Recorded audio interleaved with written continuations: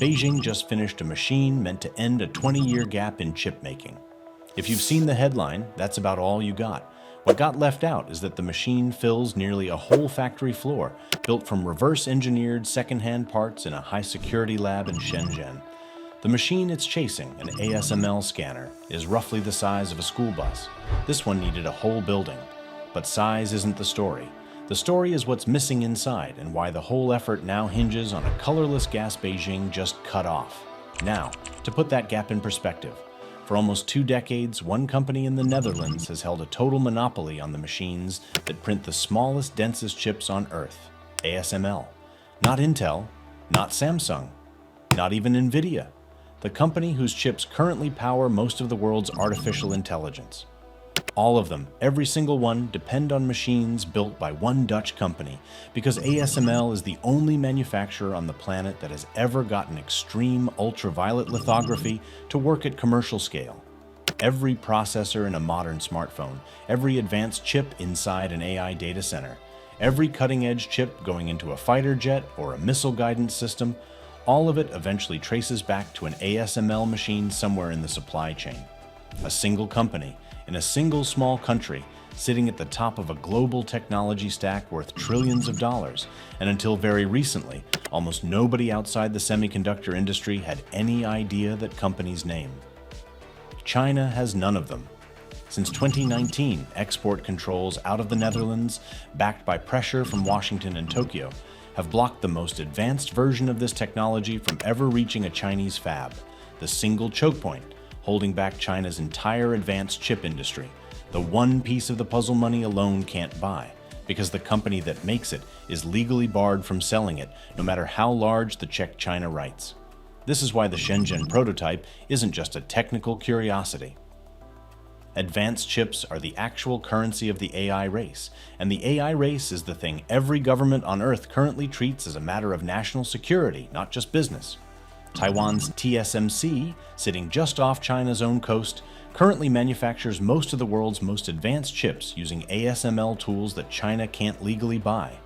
Every year China stays locked out of extreme ultraviolet lithography is another year its most advanced chip companies stay a generation or more behind the chips training the world's leading AI models. That's the real stake sitting behind this entire program, a bid to remove the one lever the rest of the world currently holds over China's entire technology industry. So Beijing did what Beijing tends to do when it hits a wall like that. It decided to build its own. In December of 2025, Reuters reported that a team including former ASML engineers had completed a prototype extreme ultraviolet lithography machine inside a high-security lab in Shenzhen. The machine was assembled largely from reverse-engineered and second-hand parts, and multiple outlets that picked up the report, including Power Electronics News and Tech Power Up, described the finished prototype as taking up nearly an entire factory floor. Notice the phrase, reverse-engineered and second-hand parts. That isn't how a company builds a machine when it can simply order the components. That phrase is what it looks like when a country can't legally buy the parts it needs and has to source them piece by piece anyway, through channels nobody involved is eager to detail publicly. High security isn't a throwaway detail either. A prototype this politically sensitive, built partly from components that were never supposed to leave their country of origin, doesn't sit behind normal factory doors, and every engineer who worked on it signed on knowing exactly what kind of program this actually is. Chinese sources cited in that same reporting put a realistic target of 2030 for the machine to start producing chips at commercial volume. Some state-linked Chinese reporting has floated an earlier date, 2028, for a first working output. Either number puts this year's out, not months, and that gap between "we built a prototype" and "we can run a factory on it" is where this story actually lives. So what did they actually build if not a copy of ASML's machine? A different machine chasing the same result through a completely different route, and the differences start at the very core of how the thing generates light in the first place. ASML's production scanners create extreme ultraviolet light through something called laser-produced plasma. A carbon dioxide laser fires at 50,000 droplets of molten tin every single second, vaporizing each one into a plasma that emits the exact wavelength of light needed to etch features smaller than a virus onto a silicon wafer. Read that again. 50,000 precision hits on falling droplets of liquid metal every second without missing, for years at a time inside a working chip fab. It sounds almost impossible, and for years it basically was. ASML spent decades and tens of billions of dollars getting that process stable enough to run non-stop in a factory rather than a research lab. China's prototype doesn't attempt this. According to EE Times reporting from December of 2025, the Chinese machine uses a different method entirely, called laser-induced discharge plasma. Instead of a laser vaporizing a stream of falling tin droplets, two rotating electrodes coated in tin spin toward each other, and a capacitor discharge, essentially a controlled electrical spark, blasts the tin into plasma at the point where the electrodes nearly touch. No droplet generator.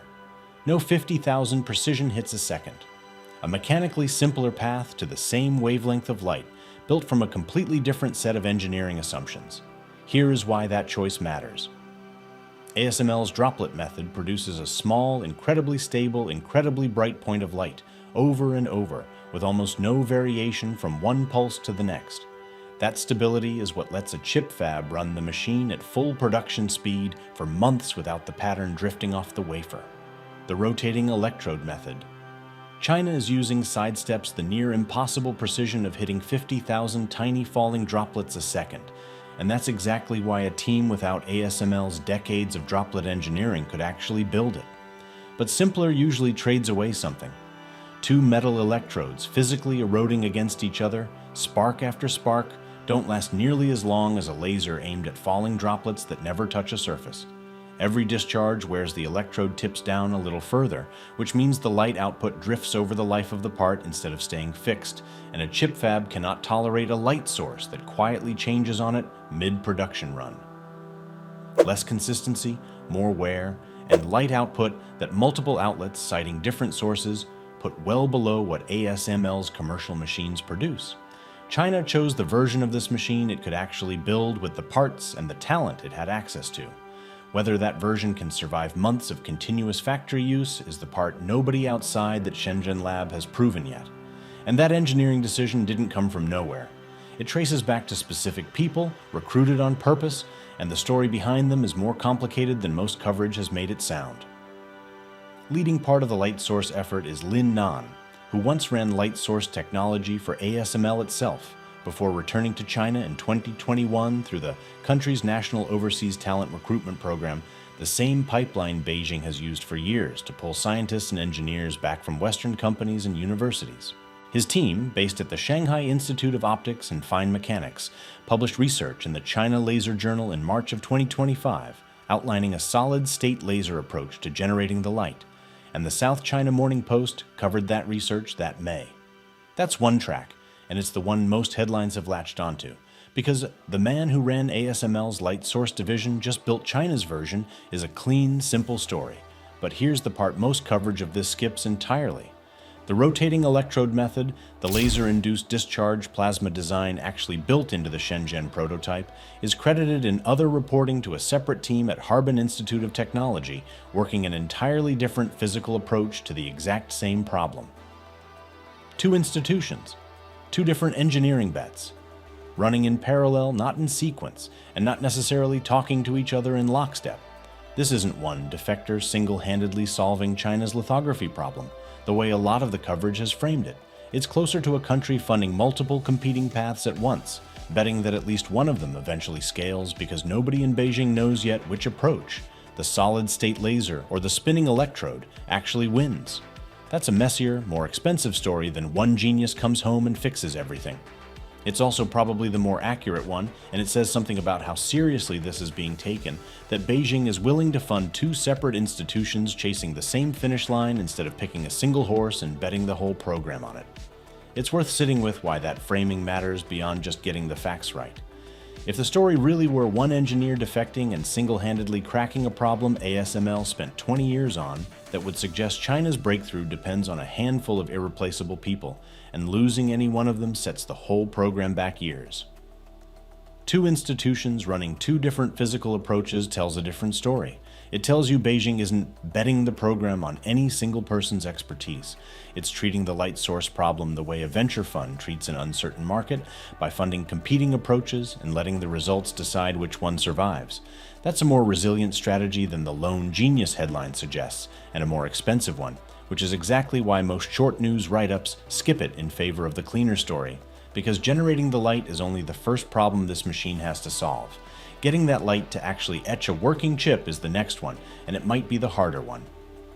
Extreme ultraviolet light gets absorbed by almost everything, including regular air and regular glass lenses. That's the reason ASML's machines don't use lenses at all past the light source.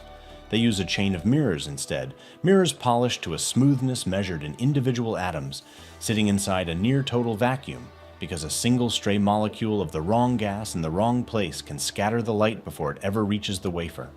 Building mirrors that precise, and keeping that chamber clean enough to matter, took ASML the better part of 2 decades working with a tiny handful of specialist optics suppliers based in Germany, companies that essentially have no real competitors because almost nobody else on Earth has ever needed to solve this specific problem. There is no public reporting confirming China's prototype has matched that piece yet. The light source is the part getting the headlines right now, because it's the part reporters could get details on. A spinning electrode and a spark are at least a story you can describe in a paragraph. Mirrors polished flat to within a fraction of a single atom aren't the kind of detail that leaks out of a facility this locked down, and neither is the exact purity of the vacuum sealing them in.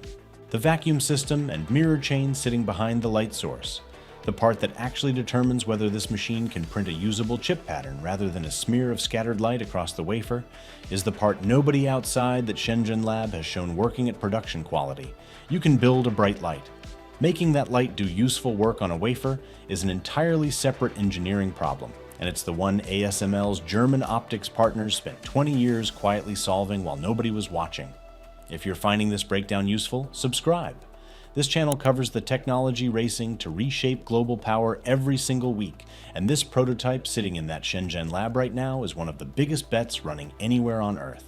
And running a vacuum system this sensitive, keeping the whole chamber stable and free of contamination for a process this fragile, depends on one specific, almost boring input that has nothing to do with lasers or mirrors at all: helium.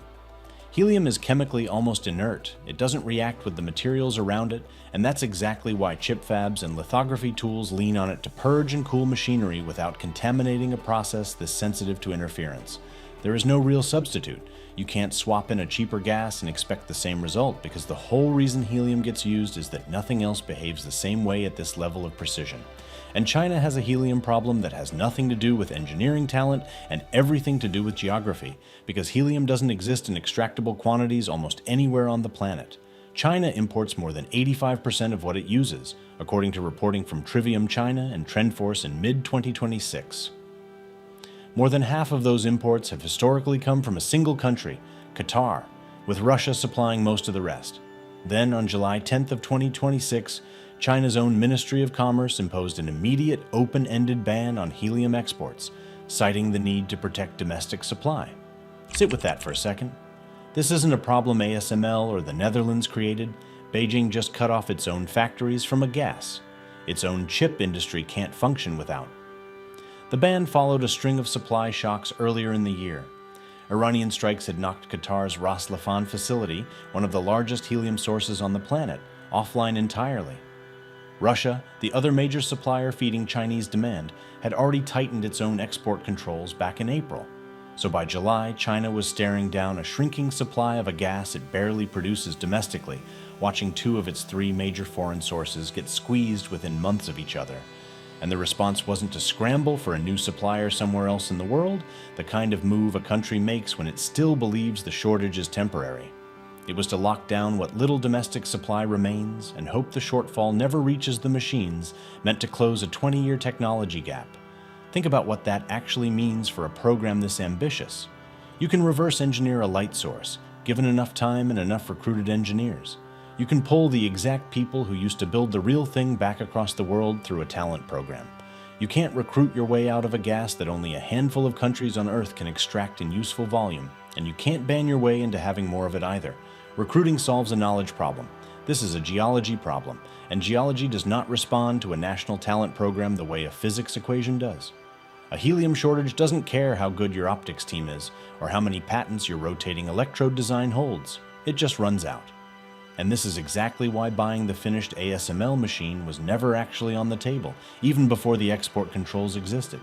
A lithography machine like this isn't a single product you purchase once and run forever. It's a living supply chain. Mirrors from Germany, control software patched constantly from the Netherlands, service technicians flown in for anything that breaks, and gas inputs sourced globally. Export controls don't just block the sale of the machine itself. They block the entire support relationship a machine like this needs to keep running for a decade. Even if China somehow acquired one working ASML scanner tomorrow, it would still need a functioning helium supply chain to run it, the exact supply chain currently tightening around China's own domestic prototype. Building the machine from scratch was never really a choice between two options. It was the only path left once the first one closed, and everything downstream of that decision, the electrodes, the mirrors, the helium, is China now having to rebuild an entire supporting industry that took the rest of the world decades to assemble, all at once, under sanction. So where does all of this actually leave the machine right now in 2026? China's leading chipmaker, SMIC, is already producing chips at close to the 5 nanometer class, the tier of chip that used to require extreme ultraviolet light to manufacture without any EUV machine at all. According to reporting from Power Electronics News in February of 2026, SMIC does it by running its existing deep ultraviolet tools through the same silicon wafer 4 separate times, quadruple patterning, layering pattern on top of pattern until the final result approximates what a single EUV pass would deliver in one step. Picture tracing the same complex drawing 4 separate times on the same page, each pass adding detail the last one couldn't capture alone, and every single pass has to line up with the last one within a margin smaller than a virus or the whole chip is scrapped.